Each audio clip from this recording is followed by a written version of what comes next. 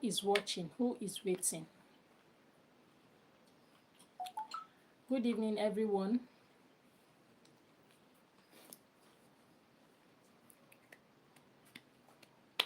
We are live again today, and okay, watches and gifts. Wow, thank you very much. I'm happy to have you here.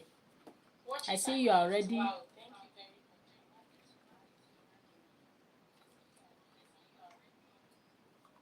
Thank you. You say nice one. Thank you. I appreciate. Okay, I have two people here already, so we are going to start. And like we planned before, we're going to be discussing spiritual dimension of health. I would like this section to be very interactive. Please, if you are online, let me know in the comment section. If you are online, notify me in the comment section. Sorry, we have shortage of electricity here. Thank you, Roots. Thank you. We have shortage of power here, so somehow, wow. Wham, you are welcome. How was your day? Happy to have you here. I know you keep to your promise. I really appreciate. So today we are talking about spiritual dimension of health, and I want it to be very interactive. So thank you very much, ma'am. I appreciate. So we're talking about the spiritual aspect of health or dimension of health.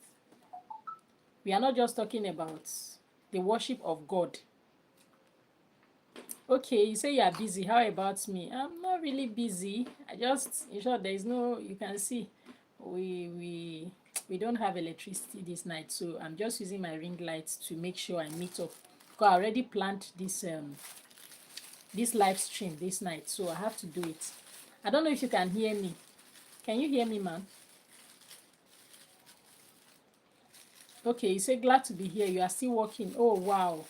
So sorry about that. And thank you for the love. I know it's out of love you made it to be here, because for you to be at work and still be live streaming with me, it shows that you have me at heart, and I appreciate. Thank you very much. Okay, you can hear me. All right, fine. So I would like us to be participating in the comment section as I am discussing. If you have a question, if you have any contribution, if you have any doubts, anything you want to express, you know, this life is not something I can bring people on. Wow, I have 27 people right now watching me. So at least it should be a thing that we participate, we collaborate to dissect this topic very well. It is all about spiritual aspects of health. You know, sometimes when you hear spiritual, what comes to mind most times is about God. And I want to somehow cancel that notion that spirituality is not all about just God. The spiritual health we are talking about is simply that ability to be connected to something greater than you, something more powerful than you.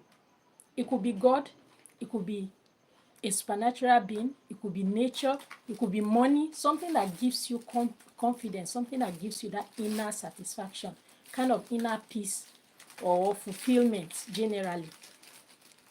That is what I mean by spiritual health. It is not about whether you are worshiping God or not.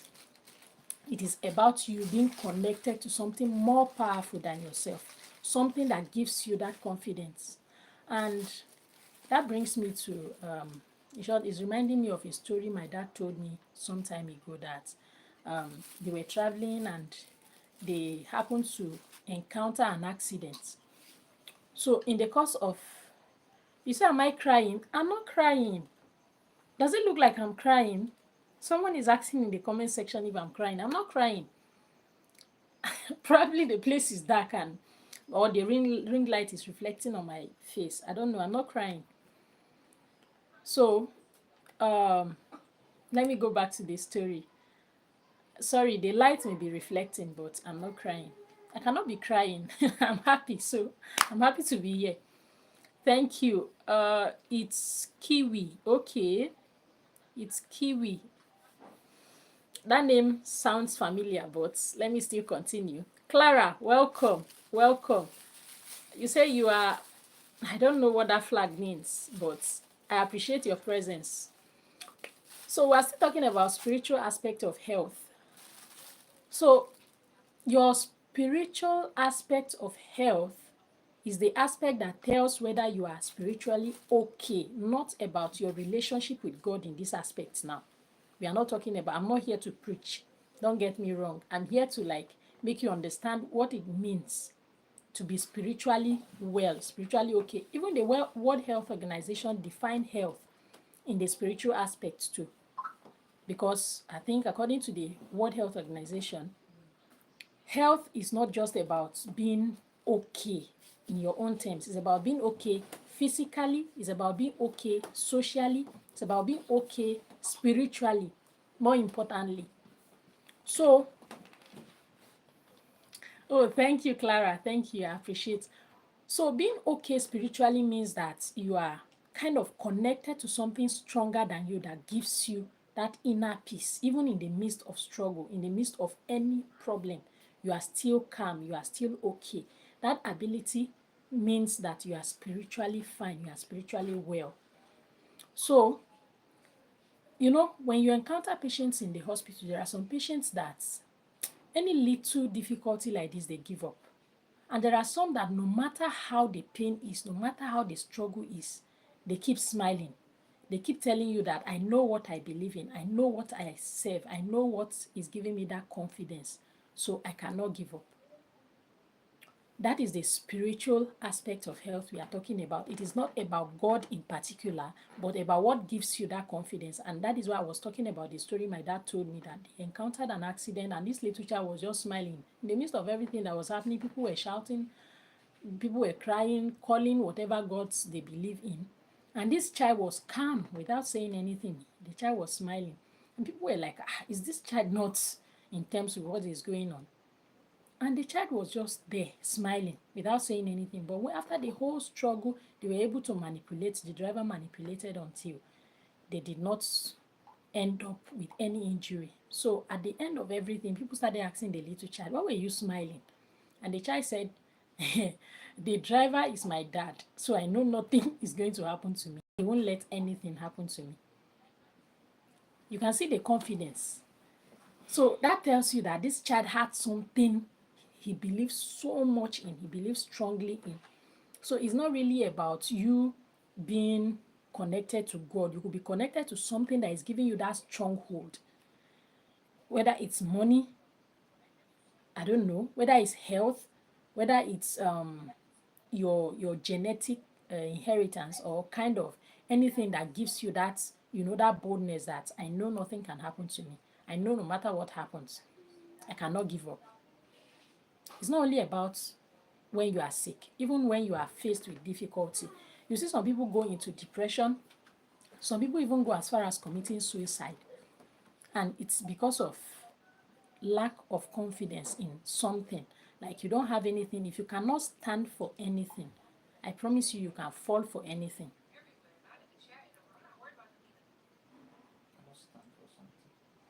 So if something cannot keep you standing, then you can fall for anything. Like anything at all can get you off your feet. So that thing that is keeping you standing, that thing that is giving you that confidence, is what gives you that spiritual well-being.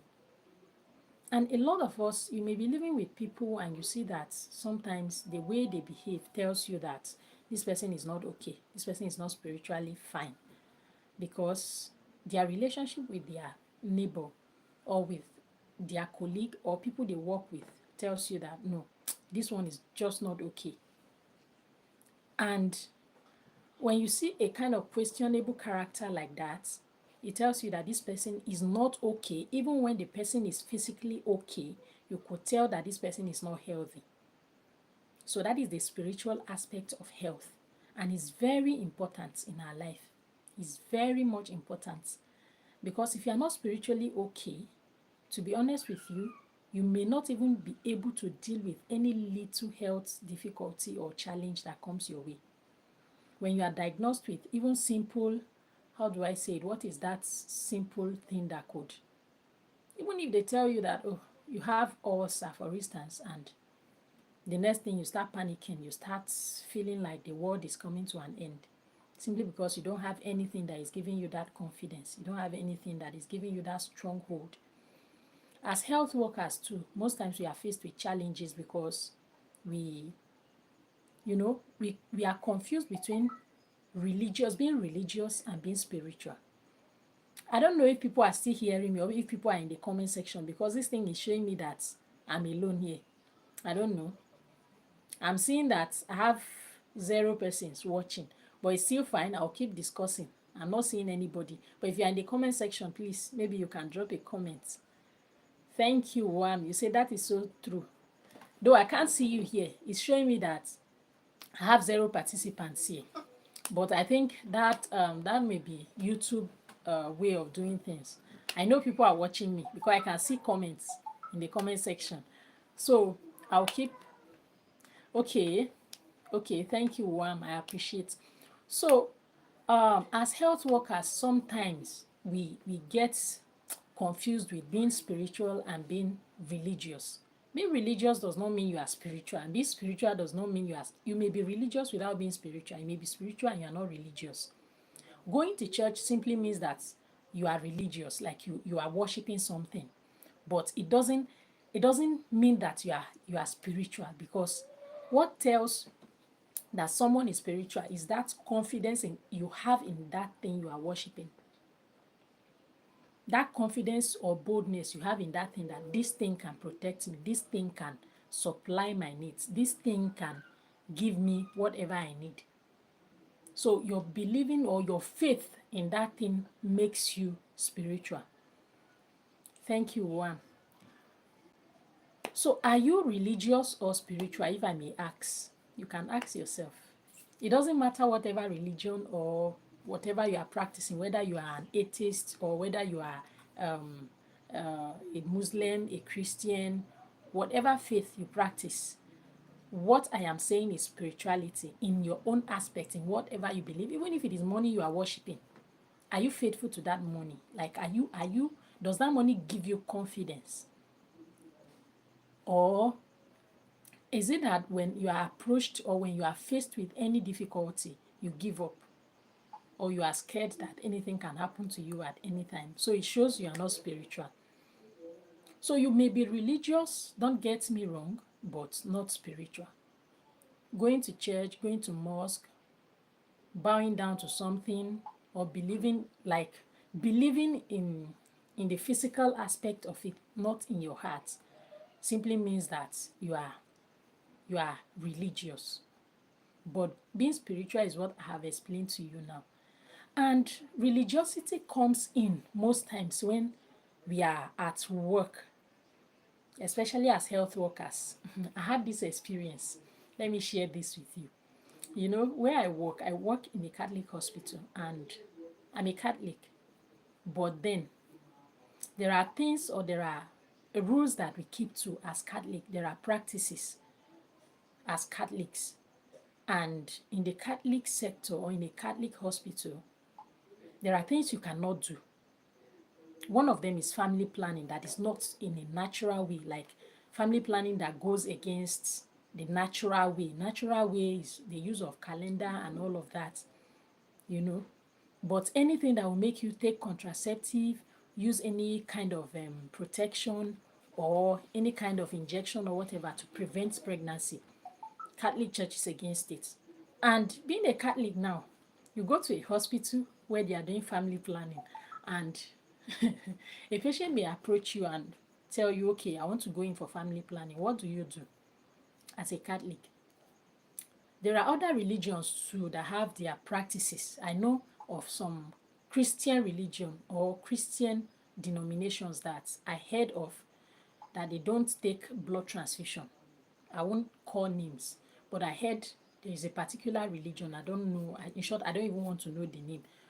But okay, okay. I'm happy to have you here. Thank you very much, sir. You say you are with me. I appreciate. Thank you for your presence. Mr. Daniel, thank you for being here. So, I'm talking about situations where you are working somewhere and your religious belief is coming between your work and your faith. What do you do in what I've explained now? There are some churches that believe that taking blood transfusion goes against their faith. Now you are a health worker or you are a nurse, a doctor, and you are in a place where only blood transfusion can save this life. What do you do? Or what do you advise? You can maybe advise in the comment section, because now you are caught between your faith and your work. Do you resign because you want to be faithful to what you believe, or you go against your belief just to save life? I've been faced with this thing myself, because as a Catholic too, we have our own things that we don't do. And sometimes you cannot always be working in a Catholic hospital. You may be working in a government hospital or somewhere where somebody, you know, may approach you and say, okay, I want to go in for family planning. Now, how do I go about it? You can advise me, okay, somebody is saying something. Ruth is saying that for that family planning, I have a question. Okay, what of if the woman life is at risk? Yes, that's another thing. If the woman's life is at risk, now there are situations where they will even tell you that you cannot save the two lives. You can either save the child's life or you save the mother's life. So choose between the two. In this situation now, honestly, it's a question of your faith. In this situation, if it is the life of the woman, as a health practitioner, in short, you cannot be biased. You cannot be, do I say, what's the right word to use now? You don't discriminate. You cannot say, okay, because I'm a Catholic, I cannot save this life. Because I'm a Protestant or because I belong to this social denomination, I can't do this. Only the patient have the right in this situation. If, for instance, someone is to take blood transfusion and the person says, no, I don't want it, it is the person's life. The person has the decision to make. So you as a health worker, you're only to practice in line with your your calling as a health worker, not as a Catholic or as a Protestant or as a Jehovah Witness or whatever. You are to do your work according to your profession as a doctor, as a nurse. So you are not to now start saying, okay, because my religion, no, no, no, no, we don't discriminate. In short, health practitioners, I'm not talking about the quacks, I'm talking about the real health practitioners. No, we all know that you don't discriminate. You don't begin to impose your own belief or your own practice on your patients. Telling a patient that, this your belief is wrong, you have to change your notion, blah, blah, blah, is wrong. If the patient says, according to my religious practice or according to my belief, I cannot take blood transfusion, you are only to make the patient understand the, how do I say it? Do I say the effect of that decision on the patient's life or the relative's life? You only just open up and tell the person, okay, since you have decided not to take transfusion, this is what will happen. This is what you are going to be faced with. If you refuse to go in, sometimes in short, faith works. So to be honest with you, faith works. We had a woman like that some time ago who came to the labor room, and a lot of complications. Initially, it was as if I think from the scan she did, the baby was lying breech, as in breech presentation, and she was cancelled on surgery. But this woman says, nobody in my family has ever gone to the theater and I'll not be the first. I rebuke it. And then she started praying and praying. We're like, as nurses and doctors, we already know there's no way out, madam. You just have to. It's either you consent to it or you sign that you want to discharge yourself against medical advice and we let you go. So you go to a different hospital. And if you refuse to sign and you refuse to go to the theater, the only option we have is to refer you to a different hospital where probably they are more spiritual than we are. And she kept on praying and praying, and it got to the point that the CMD, that's the head of all the doctors there, says, okay, if this is it, then we have to refer this person. And the person started, the doctor started writing the referral letter. In the process, we were just, honestly, to be frank with you, it's not like maybe it was, she did the scan in the first place, it was breech presentation. She left there, she went to another place, still breech presentation before she came to our hospital, and it was still breech presentation before she fell into labor. So you can imagine how her faith worked for her. I don't know how it happened, but all of a sudden this woman started pushing and calling. But to our surprise, I don't know, I can't really explain. I can just basically say that her faith worked for her. And she delivered, honestly. She delivered safe and sound. We only went and we extracted placenta, and that was all.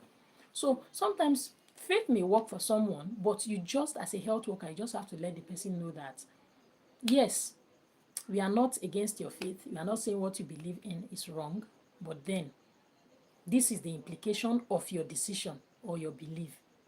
So if the person still says, I don't care, especially when it comes to the life of a mother and a child, they are saying, okay, we can only save either the mother or the child, and the mother is saying, I don't want to give up. I cannot give up on my child, and I cannot lose my own life. And whatever happens, the only thing we can do is to give the woman a paper or something to sign. The woman must indicate that, yes, this is my decision, so that if anything comes up, it is the person's decision. Okay, it's like there is a question I have not answered. For that family planning, I've answered that. I think I've answered the question. Is family planning a sin? I cannot, if you are asking based on the fact that I am a Catholic, I can tell you categorically that as Catholics, we only say that it is against the initial plan of God as Catholics. I'm not saying this about other religion, and I'm not coming here to preach Catholicism. I don't know if you understand. I'm here just to deliver my, just as a health practitioner, not as a Catholic. So I cannot tell you that family planning is a sin. The only thing Catholics will tell you is that it is not in line with the will of God or the plan of God for humanity. That is what Catholics will tell you. But for something to be a sin or not a sin, I think it depends on the person involved. First off, the person, see, your ability to know that this thing is wrong and the decision to choose to do the wrong is what makes it a sin. It may be a sin to me, and you are not aware that it's a sin. So even if a child who goes and, sometimes we ignore some things little children do because we say they don't know what they are doing. They are just doing it out of ignorance. So you can't count it as a sin against them. But for me as an adult, now there are things I will do and you'll be like, no, this is wrong. In short, you know it is wrong. Because at your age, you can't be doing this. So for someone who takes this as a normal thing, and for someone whose religion does not go against it, I don't think it's a sin against the person. It's just like saying, maybe as a soldier, for instance, there are laid down rules for soldiers to keep to. And I'm not a soldier. If I go against those things, I don't think anybody will come and penalize me because I'm not doing what a soldier should do, because I'm not a soldier. So you don't expect me to do what a soldier is supposed to do or what a soldier ought to do as a soldier, because I am not. So that is simply what I can say in this aspect. So I cannot generalize it that it is a sin or it's not a sin. Okay, another question is here. Why is Catholic against it? But governments that bring it, they are not fools. This is the issue of government and Catholics. Government is an entity on their own, and Catholic is an entity on their own. So it's just like saying, why are, just the example I just gave now, why are soldiers doing this when police are not doing it? They are two different entities. So you cannot say, because soldiers are doing this, maybe nurses should do it. Their own profession is different, and these people's profession is different. So your belief is different from the other person's belief. So I cannot go into details of why this religion is not practicing this and this religion is practicing this. Because like I said, what we are here to discuss is spiritual well-being, not about what is wrong and what is right, or whether some religion are doing something evil and some are doing something right. In short, I can tell you openly that as a Catholic, even if I go to a place where my religion or my Catholic faith is questioned, kind of, because there are practices that personally, okay, welcome, Act 7. I'm happy to have you here. You say you are back. Thank you so much. Thank you for being here. So, as I was saying, as a Catholic now, I may go to a government sector and I'm working, and they say, okay, give social injection to somebody, and maybe I know that this injection is for family planning, or I'm being called to come and counsel somebody on family planning. I was taught in school, so I cannot say I cannot counsel the person unless I don't want to continue with that job. I can decide to resign. There are people who are so critical about their religion that they can go that far to the point of saying, no, I choose my religion over my job. And that is why I told you that being religious is different from being spiritual. So you could be religious, but you are not spiritual. Does it make sense? Okay. Thank you, Mr. Tokede. Ah, wow. I'm happy to have you here. He said, I think he's contributing. He said, we cannot say family planning is a sin, but the position of the Catholic Church is that all life matters. Any Anytime sperm is being released, it is meant to fertilize egg. Okay, that is according to the Catholic belief. Yes, but in this aspect now, as a health worker, I cannot go imposing this on somebody who does not believe in that. That is my stand as a health worker, as a doctor, as a nurse. You cannot go and you start telling the patient that this is my belief and you have to believe. Even in our Catholic hospital here, we don't do family planning. But when you encounter a patient that is talking about family planning, the only thing you can tell the patient is that, oh, we don't do it here. You can go to the next hospital, you can go elsewhere, but in this hospital, we don't do that. Even if the patient is saying, okay, cancel me, which option is preferable, which one do you think I should go for? We are advised not to dive into it at all. So you can only tell the patient, sorry, we don't do that here. That's all. The patient can decide to go elsewhere. I think there is another question. Mama, population is too much. That is why family planning was introduced. And for spacing of children. So family planning is very important. Now, in terms of population, let me also bring up something. You know, there was a time that they said they should kill Africans because Africans are very many. Like Africans are multiplying too much. So they should start either killing Africans or preventing them from giving birth. I think that thing came up at a point, like it was an argument that the only way to to reduce the population is to kill them or to stop them from giving birth. In this situation now, in this case, are we saying that somebody is saying I am distracted? Oh, Act 7. You say I am distracted. I'm not distracted at all. Forget about the person behind me. It's my kid sister. That's how she behaves whenever I'm live. Don't mind her. That's my kid sister. So I'm not distracted at all. I'm with you. And you say how many kids? How many kids you have? Sorry, are you asking about me or I don't get? Are you asking me how many kids I have or what were the topic of discussion?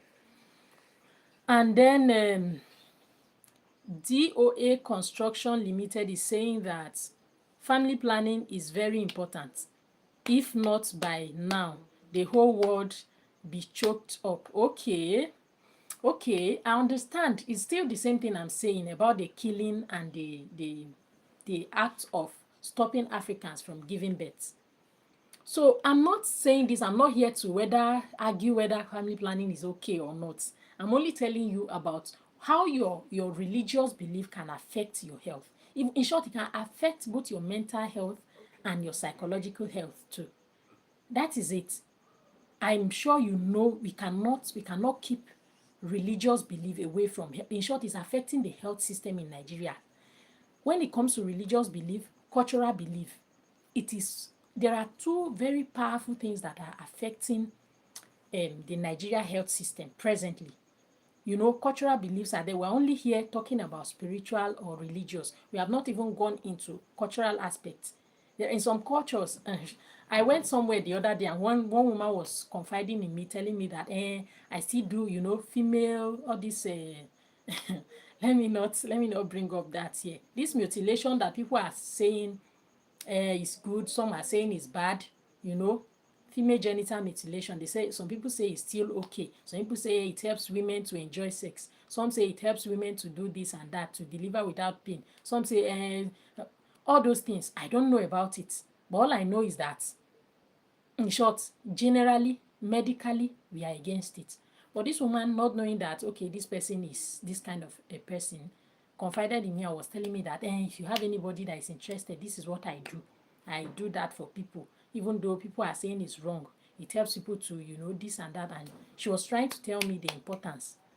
I cannot go telling her that I can't arrest her now. So, okay, I'm having a lot of comments. Let me still read them and we talk about them. Please focus on our topic.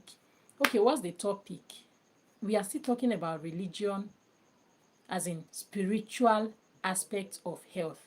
Spiritual aspects or dimension of health. I think that's what we are still discussing. I don't think I am. Welcome, Tara. Welcome. I'm happy to have you.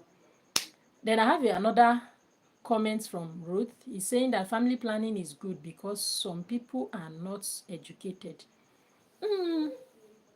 That's true anyway. Some people are not educated, but whether even people who are not who are educated too, there are some who will still not go for family planning. I can tell you that there are a lot of them who will tell you that as much as God keeps giving me, I'll keep bringing them to life. I know families like that they will tell you. I know a family in my own place that they already have 12 kids and they are still giving birth. They say as much as God keeps giving, they will keep accepting. Okay, another comment from, okay, Tara already responded. You say hi, you're welcome.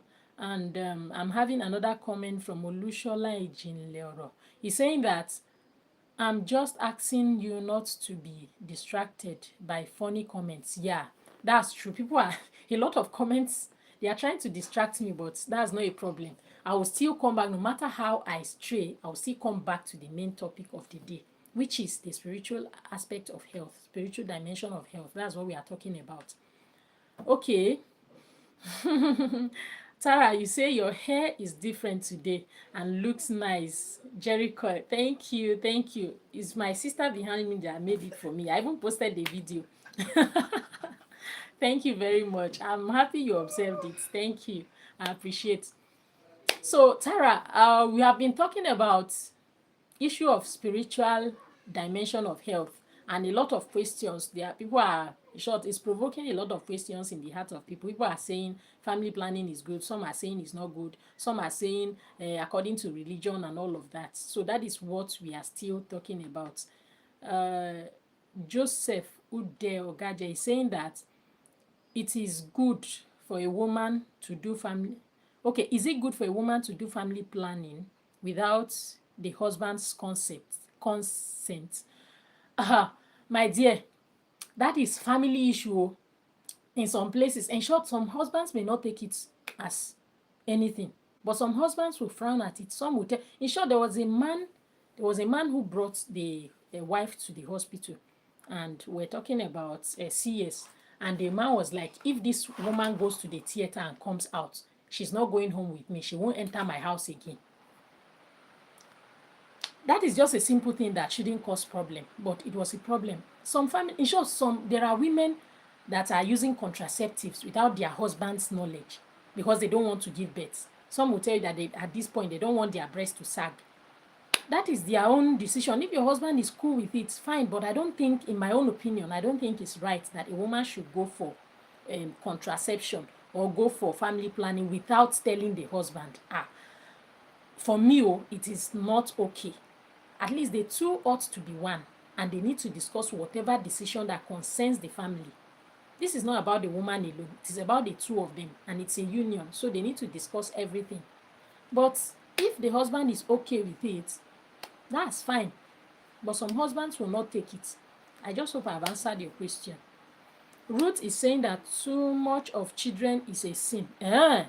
If you can't train them, yeah, you are right. It is wrong to bring a child to this world and you cannot take care of that child. I'm not saying too much as you can take care of, please bring them to this world. It's not a sin. If you can take care of 40 children, give birth to them and take care of them, but don't bring children. In short, it is, I don't know how to say it, but it's a grievous sin to bring a child into this world and you cannot even as much as feed the child or give the child the basic needs of life. It is very wrong. I don't want to be distracted. I'm still talking about the topic of the day, spiritual dimension of health. Sorry, a call just entered, but I declined. I hope people are still with me. Okay, Tara says, in the past, children are wealth. Yes, even till date, children are still wealth. So long as you can take care of them, they are still wealth. So, but all we are saying is that as much as you can bring into this world, make sure you take care of them. Don't bring a child to this world and you cannot feed the child. You can't take the child to school. You can't give the child the basic needs of life. In short, I'm very sure of that God will question you if you are, what makes you a father or what makes you a mother if you cannot take care of the child you gave birth to? So, some people decide to just remain the way they are because they feel that I don't want to bring a child to this world that I cannot take care of, because at this point I am not buoyant enough to raise a child. Even if I'm buoyant enough financially, I don't have that physical capability to take care of a child yet. So they decide not to give birth. I'm not against anybody's decision, but whatever decision you are making, make sure you don't put a burden on somebody else, either on the society or on the child you are bringing to this world. You bring the child to the world and you ask the child to go to the streets and beg, or you are calling your relatives to take one of them and go and raise. It's wrong. It's wrong. So back to our topic for today. I think we have spent over 30 minutes here, and I would like us to conclude, because I made a promise yesterday that we're not going to be extending to 1 hour like we did yesterday. So if you have a question now, you can ask your question in the comment section. If you have a contribution, let me have it in the comment section. If you don't have anything, then I can say maybe we'll just try to round up and see again tomorrow. We are, what I'm trying to do is, if we talk about health today, tomorrow we'll talk about money. And tomorrow's topic, I promise you, is going to be very interesting, because I'm bringing you something that will put money in your pockets. So don't go away. Always remain here, because if you get information about your health today, tomorrow you get information that will put money in your pockets. So that is what we are trying to do here. Today we talk about health, tomorrow we'll talk about money. So tomorrow, the topic is already there, and I have already scheduled the live stream. So if you go to my channel, you are going to see the scheduled live stream for tomorrow and the topic we are going to be discussing tomorrow. So I will advise you to try your best to be here. We are going to be, in short, I'm struggling to make it just 30 minutes. It shouldn't exceed 30 minutes. I'm seeing some comments again. Let me read. Okay, what to do to get a beautiful face like you? Oh wow, is my face really that beautiful? Thank you, Tara. I'm flattered. Thank you. I'm actually not doing anything. No, I'm just there like that. Though I do just very light makeup, but I'm not doing anything. That's just how I am. In the past, I used to have, in short, if you see my face, let me not bring up that here because we are discussing something else. Tara, we'll talk about that later. Thank you. So Olushola is saying that children are gifts from God, but you can decide how many gifts you want from God. The truth is, God has given us choices to choose good or bad, which is very correct. Thank you very much for that contribution.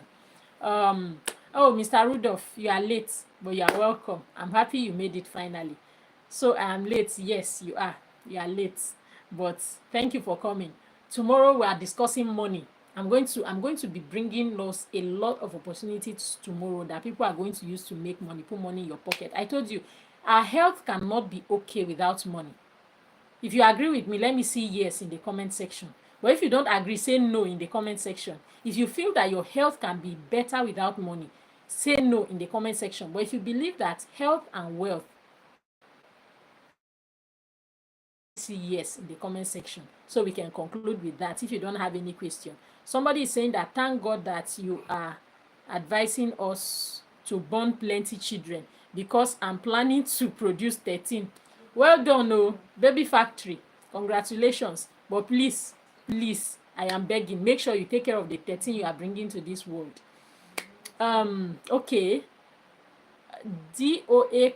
Construction Limited is saying that how many wives do you need to have to get birth?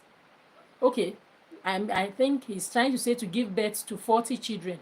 Obviously, one woman can't. Please, yes, that's true. Just a single woman cannot give birth to 40 children. If you are planning to do that, you are just deceiving. Though I have a woman in my place that gave birth to, I think, 14 or so. Yeah, 14. But 40 is very impossible. It's very much impossible. In short, I've not heard that a single woman gave birth, unless if the woman is having triplets every year. And like probably in, do I say triplets? If you divide 40 by 3, maybe getting like 10 and above, something like that. So that woman will have to give birth like 10 times, and triplets times 10. It's possible. Okay, Mr. Rudolph is saying yes, which means that health and wealth, they are related. Tara is saying 13 is not much. Abio, it's not much. It's not much. So, Mr. Joseph, you can go and have even 15. It's fine. Somebody is supporting you here that 13 is not much. So, go ahead. But make sure you take care of those 13 you are bringing. Don't call your relatives to help you raise them. Ruth is saying, make sure you marry 3 wives, sir. That's good, because if you want to have 13, let's say, okay, I will not do the calculation here for you. You know what to do to have your 13. Tara is saying, no, I'm not kidding. It's not much. Oh, wow. Tara, how many kids do you have? I would like to know, how many kids do you have? Okay. And Ruth is saying the one of 40 should marry 5 wives. 5. Okay, 5. So how many will one wife have now? Let's say 10 or less than 10 for each wife. It's fine. I know a man in my place that had, is it 28 or so, but from 3, is it 3 or, yes, 3 women. So it's possible. And after that, even there were other, when at his death, there were other kids that were brought from outside that some women say they had for him. So it's very possible. One man can have over 40 children if you can take care of them. But now it has become a problem, because people are now looking for a way. In short, some of those kids are just useless. God forgive me, I'm not saying useless in that term, but they are just on the streets doing nothing. DOA Construction Limited is saying, I don't practice polygamy. Oh, wow. Okay. Congratulations, sir. We are happy to know that. But I hope you keep to it to the end, though. Nothing should make you change that mind. It shouldn't be that maybe later on you start considering, because the woman did this, I have to do this. You get? Because every polygamous man has a reason for being polygamous. Don't forget that. Something may come up tomorrow that will make you consider to take a second wife.